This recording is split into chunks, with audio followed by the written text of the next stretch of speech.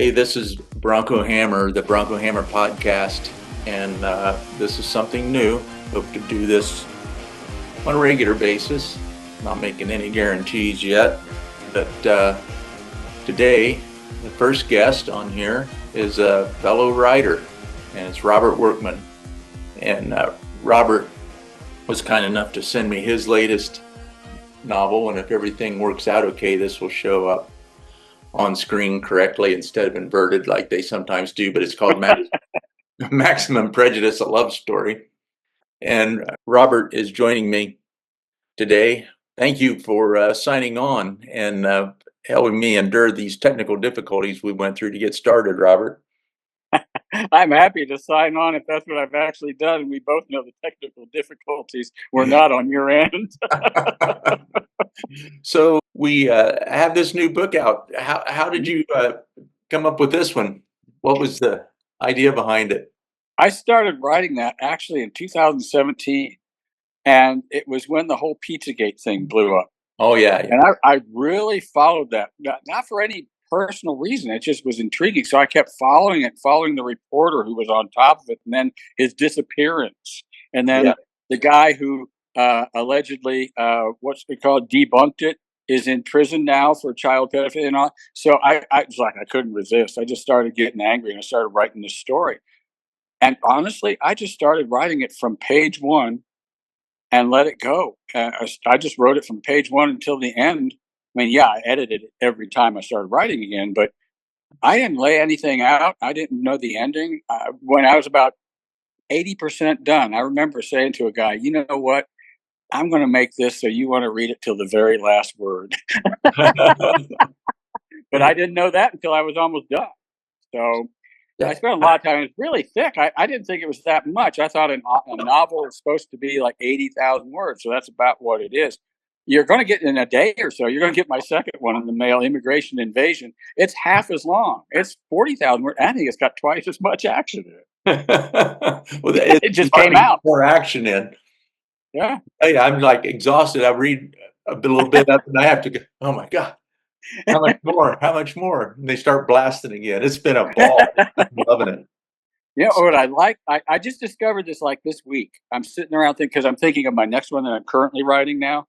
And I was thinking, how do I come up with this stuff? I thought, I know what I like to do. If I stand outside my shoes and look at me, I think I'm a little asshole. Because I like to take my character and let him get out on that limb as far as he can get and not have any idea how he's going to get out of it. And it might take me a week to figure out, okay, he's painted himself into a pretty darn good corner here. Now what? And I just let myself try to think of a way out of it. Yeah. That's kind of fun, but do you go back and fix it? Or, I mean, do you get into something and you say, oh crap, now I got to go back and rewrite that and fix some stuff? Or, when you do that free flow writing, I know I run into this sometimes. I'll get my guy into something, then all of a sudden I say, holy crap, this is impossible. Or yes. How do you deal with that? Well, I think so much ahead of time that I kind of wait until I think I found a solution. Then I'll write it and it may not work. But you're right. I'm a different kind of writer. Every time I sit down to write, like if I pick up my one I'm writing today and go, I have to start at page one, and I'll edit it until, okay, that's the end, and now I'm starting to write creatively again. So in the beginning, it's short and I'm writing a lot. When it gets toward the end, I'm reading a lot more than I'm writing, but I've edited probably 100 times through. Yeah. And in that process, there are a number of things that I think of that, hey, wait a minute, you know what? If I go back in this conversation and have them say this, it really kind of subtly foreshadows this. Yeah, I'm going to do that. So, I'll think of that. But you know what really stuns and amazes me is how many times I'm reading through it in my editing, and now it's 80% done, and I'm reading through to get started writing again. I go, wow, I didn't think of that when I wrote that back there, and it really works up here.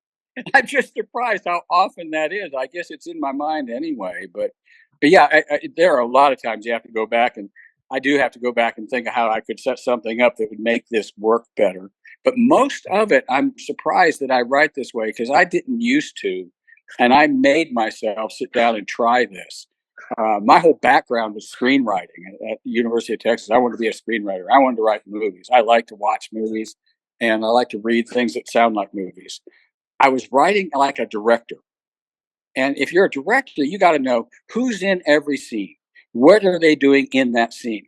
You're blocking all your actors, and I was writing that way. I was Yeah. so I was so over planned or over structured. I thought it stunk, and I just put it away for a while. I went into sales, made lots of money, and then I started writing. I thought, I don't have to write that way. Why don't I just try writing? What if I just sat down and tried to write a story? Let it come out. And it kind of happened. And then I started playing with that. Now I'm just on the road. I'm just Kerouac. I'm just free form writing from page one. And I really like it a lot. I really like it. It's like I get into these characters. When people use that trite expression, let the characters tell the story, they kind of do. If I just let them run wild, I'll let him get into a terrible spot. And then it might take me a week to figure out how I can get him out of it. Yeah. Yeah. I don't. And I have a feeling you do that too. You just do it more concisely than I do. Mine's a story that kind of goes on and kind of comes in and out and stuff. And yours is bam, bam, bam. I just love to read it. It's just, I keep going. Now, wait a minute. This is what I wanted to sit down and write like. Why don't I write like this? Well, you know what? I can give the conclusion just before our interview today is I'm not that guy. Yeah. But different guys are, we all have our own way of doing stuff. Like you think and write. I never include thinking in anything I do. Well, that makes your life so much easier. Yeah. I'm just not a thought oriented guy. But yeah, I've been having a ball with this. And, the protagonist is a hoot. I just love this guy. He's an animal. Oh, Nick Wolf. Yeah. Yeah, Yeah. we started with him. A friend of mine and I'm so fortunate. I'll tell you about this friend of mine, how it helps writing. But he was our neighbors living in downtown Dallas, across the street from each other, one thing through another. I learned that he went to USC Film School. He learned that I went to UT Film School. And we thought, this is too weird. We should do something with this. So we decided to write a screenplay. And it was Lieutenant Wolf Esquire. And it was Nick Wolf, and it was all this escapade in Washington D.C. and stuff. And I sent it off, and mail in a screenplay to General Delivery Burbank, right? So I didn't know. Wow. Yeah. Yeah. So I just grew up. But then when I started writing my first that Maximum Prejudice novel, I really wanted a good name. I wanted a good name, but now it's a hokey name. And then finally, I just said Nick Wolf. I said, "Hey James, okay if I use Nick Wolf?" Yeah, but you don't owe me royalties. I said, "Yeah, if I ever make a dime, I'll give you all of it." Yeah. But we came up with Nick Wolf, and I just started letting the guy kind of, I don't know, he just kind of came out of my head somehow, and I started writing him. Yeah. I just like the whole concept of goons coming in and just mopping up all the problems, like that. Have those kind of stories. Your guy's a little more sophisticated and smart, but has an awesome arsenal. What inspired the arsenal out of this guy? I mean, this stuff's out of this world. He carries what I would carry if I were that big.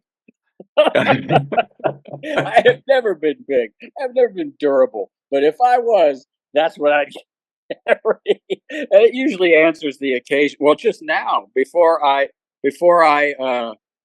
got on the phone with you, I'm sitting here. I'm kind of looking at my background, make sure it doesn't look goofy, like I had to pull the shade down too much light. And I hear bam, bam, bam, bam, bam, like 6, 7 shots outside my back door. I'm going, I hope that's on the ranch next door. It sure sounded close. So I just walked out. Right next to me in my chair, I have my little single action 45. So I just went out and we had a conversation where I just kind of answered them back with about 4 shots. And that terminated our conversation. I haven't heard from them anymore. That's civilized. Yeah, well, I can do that out here. Yeah. As it should be.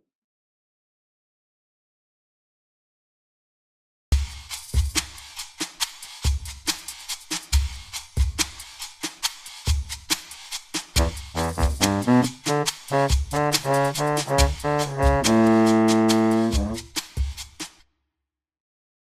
have this friend, and that we've really jived together with writing. I've never enjoyed writing with anybody. I never thought I would, but it was much better when I wrote with him. We just think alike.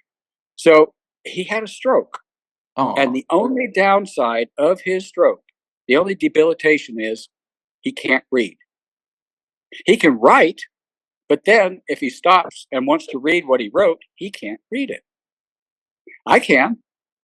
So what he does, he loves to read these stories, but he can't read. So I call him and we'll start reading from page one.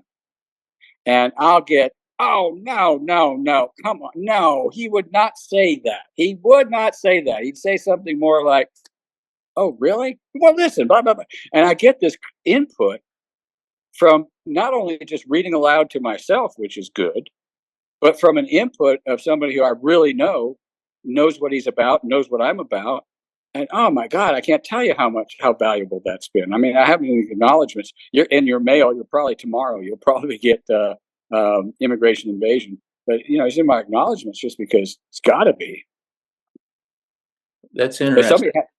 somebody has the ability to do that with someone, I don't know that you're ever going to find anyone who wants to listen to your novel 5 or 6 times, beginning to end, on the phone. We do about 4 chapters at a time, but he loves it. So when I start writing my next one, which is assassination attempt, by the way, I'll start reading it to him. That's very cool. Yeah, I have a very close friend that was a partner of mine from the intelligence unit that had a stroke and can't read, and it's awful for him. But if I tried to make him listen to me read a book over and over, Yeah, they have to have a dedicated interest before they he'd will. mag dump me. Yeah, he can still read, and he would. He might be on your doorstep and say, "I may not be able to read, but I can sure find you, and here's Yeah, why." yeah, he would hunt me down like a filthy animal and my ass. But Oh man, yeah, he's a good guy. Miss hanging out with him every day. yeah. But yeah, I get it. The best way to edit is to have someone read something too, because that's where you pick up stuff. And Oh, yeah. I had a job when I was in college. I was on a track team. I was running around one time. It was the first day was going to stay for the summer in Austin. And one of the guys said, "Well, hey, that's Charles Schnabel jogging around. He's a big fan of the track team. He comes down after we finish practice every day and runs about 3 miles. Just go up and tell him you need a job this summer. He'll probably find you one." I went, "This is the Secretary of State of Texas. I'm just going to job up and say hi. Can I have a cup of sugar?" But you know, um, and so I did. And he said, "Sure, yeah, you bet, Robert. Come down to my office tomorrow, whatever time." And I did. And I got a job as a proofreader for the Texas State Senate because I had a writing background of some sort. So I learned to proofread as a professional. I mean, this was the letter of the law in Texas that I was proofreading. wow, And you'd think with that background, you'd be able to proofread your own work. If I can't proofread my own work with that professional background of having read and marked up the letter of the law in Texas that year, you can't proof your own work. You just can't. So it's so valuable to have someone who will read it and get back to you, or God, to read it out loud and give you feedback. My goodness, what a blessing that is. So you I'm bet. just very fortunate. Yeah. That is And amazing. I'll pass one thing other on to viewers that I discovered. I don't know anything about how to market these books. I sold Hired Gun in airport bookstores in 2000 because you could. Yeah, I tried to get my follow-up book out there, and the pandemic hit. I had it in all the airports. Pandemic hit, they closed. By the time it opened again, I re-released it under another title. All my contacts were gone. They had to go get other jobs. They couldn't be out of work 3 months when the airports were closed. Jeez. So now with these books, I have found a friend of mine suggested this website to me. It's called Fiverr, Fiverr, Fiverr.com. And you can find freelancers there to do anything, not just writing projects, but where I got a video made to promote the book. It's a cinematic, high impact 30-second video. So I found marketing guys who market it on Amazon ads for me and Pinterest and all these other platforms. You can get editors, you can get proofreaders, you can get a cover design. The cover design of the book you have was my wife. She was excited about it, did this phenomenal job. She was just getting certified in AI. Second book, I gave her 6 months lead notice, 5 months lead notice, 4 months lead, a month. Come on, I really do want to get this done. I want to launch this. I had to hire somebody on Fiverr to do that cover for me on the second one you're going to get, because I just could not get her to even start it. Paul Kennedy, I don't know if you've run into him on my account, but Paul Kennedy's a brilliant man and is kind of an engineer guy, and he did a bunch of art for me. And I would call him anytime you need some kind of creative, because he's doing all this research on video, AI-driven audio stuff and interfaces, and the guy's smart, and he probably works pretty reasonably. And and plus Paul's just a great guy. I hope to get these things going with him one of these times. We talk probably I don't know, once a month or something like that. We just sit down and talk about stuff. That would be a great person for you to have on, because people like me, wow, great, thanks for that. I would like to. It's just on this site, I got this video made, $50. Wow. And I mean, it is really good. I'll tell you what, I will text it to you just so you can see it. But it's for the new book. I'm going to text you the one for the new book, not Maximum Prejudice. I'll text you the one for Immigration Invasion, because I think it'll get you interested in reading it. That's the idea. Okay. But these folks are really good. So just if anybody needs some help with anything, I'd love to have somebody help me with editing. They're so inexpensive. They might get somebody in Pakistan. But who cares? And they're awesome. The work that I've gotten done has been really, really good. Well, I'll send you this video, and it's better than anything I would have made. Yeah, there's that. Struggled with finding good the professional editors. There was a lady here who had a company in San Diego County, but they focus on romance novels, and I'm always embarrassed to send them something that I wrote because it's going to blow them out the back wall. Yeah, they're probably going to need counseling, and I don't want to pay for that. And I had to do 2 years of therapy after I read Stop on His Throat. Yeah, your protagonist just ripped somebody's head off and drank whiskey out of his skull. Yeah. Well, let me ask you something, Robert. Do you ever have anybody? Who do you go to if you have questions on ballistics and guns and stuff like that? Do you just kind of research it yourself, or do you have a firearms background? Or in ninth grade, what would that be? 1968. My public speaking project for class was how to clean a rifle. So I just brought a rifle in, showed them how to clean it. And my science project that year for the science fair was bullet trajectories and ballistics. Oh, and bullet expansion. I had different levels of bullet expansions to show hollow points and soft cores and stuff. So that's how I grew up. And if I need anything like that, I look it up to make sure that I'm not wrong, which is correct a lot of the time. But it's just something I've lived with all my life. Yeah, so I wouldn't say I'm a ballistics expert, but I've got a Hornady's book on reloading down here. I can go to the primer, shot, and bullet type for anything you want. Yeah. Every once in a while after I'm done, I'll see an error in I remember which one it was, and I still got to go back and correct it on a book I did some years ago. How humiliating. But it was just a typo. And I don't remember how it even happened, but it was just like I got a lot of flack from that because gun people like to read our book. A number of people caught it, huh? Wow. Well, yeah. The kind of people who I write for, and I think you write for, that's true. They're into it. And they'll bust your chops for it. Yeah.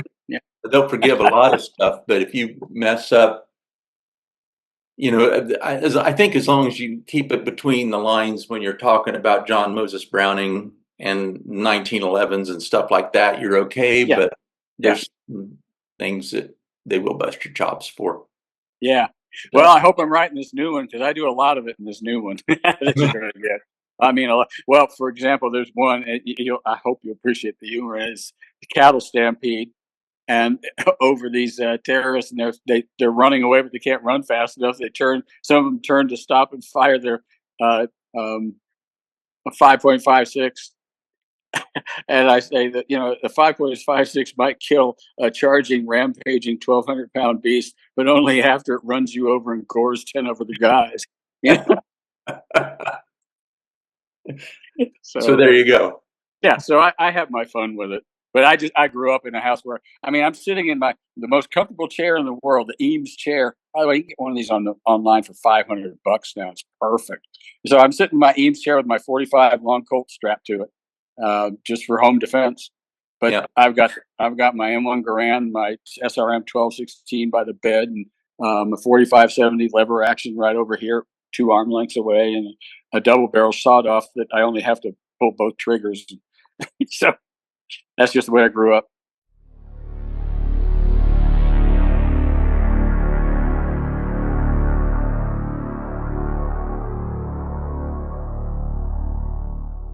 And I got my bookend bodyguard sitting next to me. They sit on each side of me.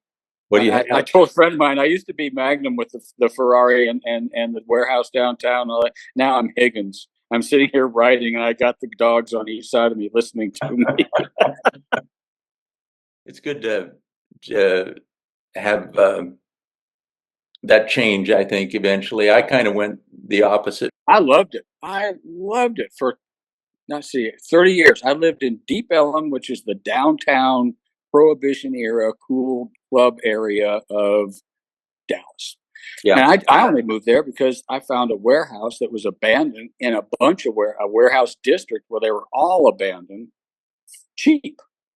And I just lost everything I owned. I mean, people get depressed when I tell them about this. I lost everything.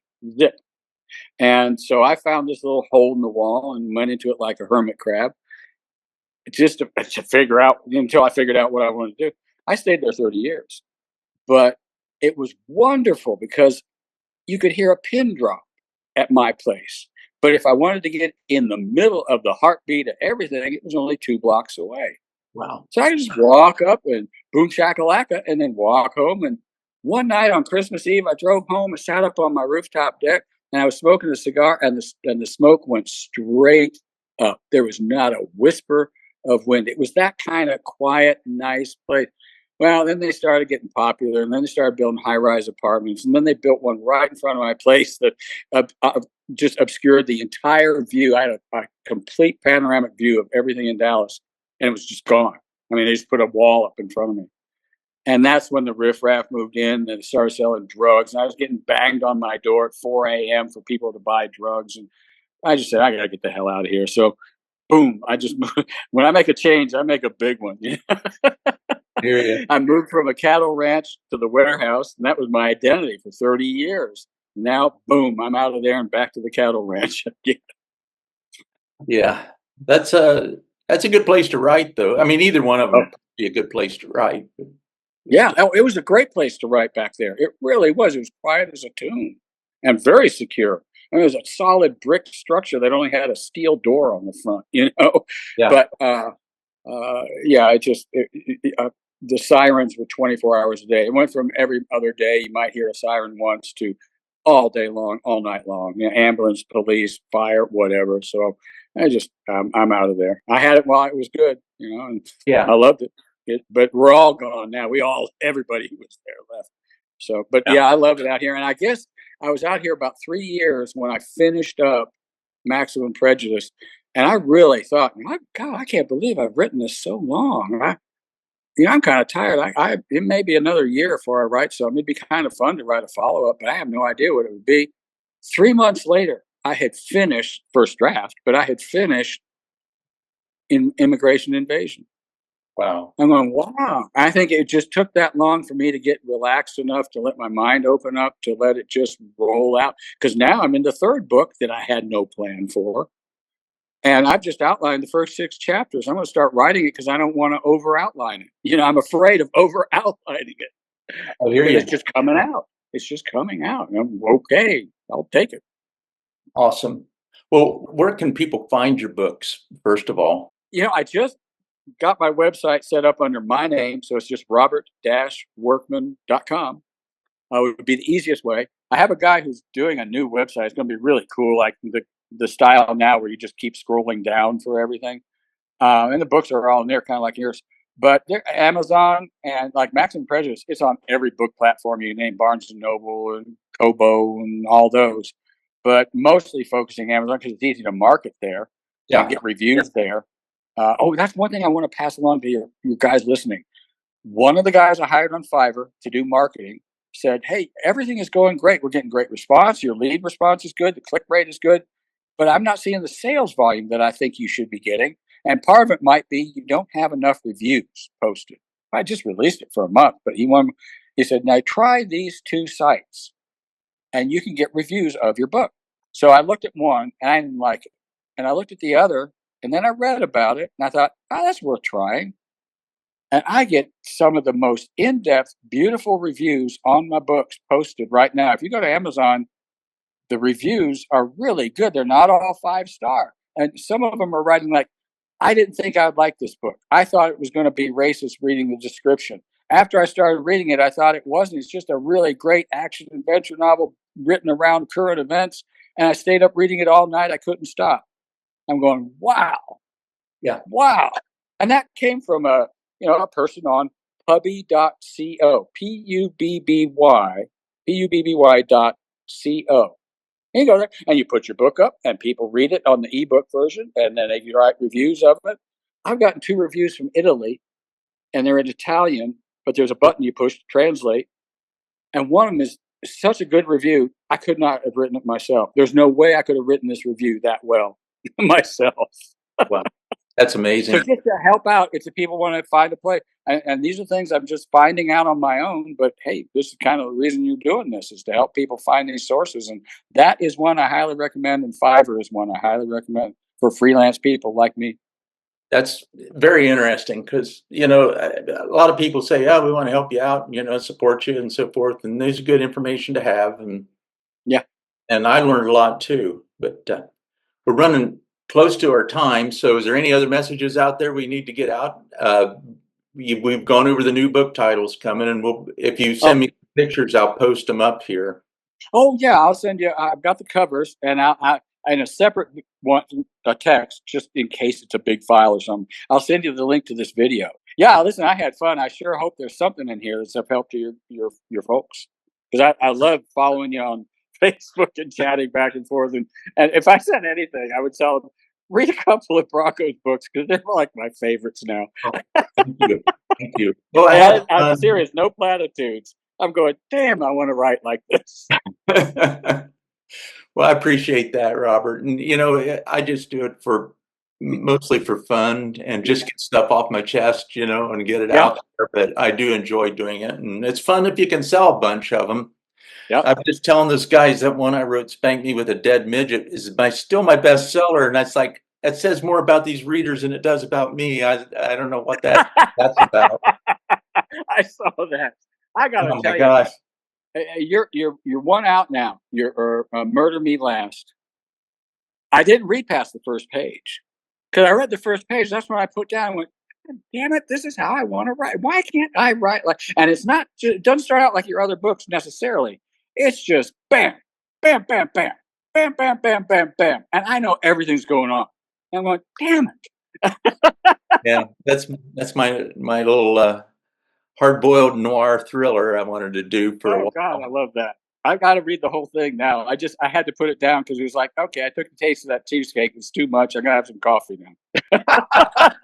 Okay. Everybody get online, pick up this book immediately, or the communists win. This is a fun book. I've been taking it down to the beach with me religiously. I didn't take it on the road because it was a little heavy. Yeah, it's good door stuff. but you get a lot of reading in there, and I've enjoyed it thoroughly. If you want an action, blood and guts, kick-ass for America hero, get Nick Wolf and this book with Robert Workman and get it today. So, Robert, thank you for joining me. I appreciate it. It's been fun, and I Thank hope you, we Bronco. can do another one here in the near future. All Take care. right. Sounds good. Thanks.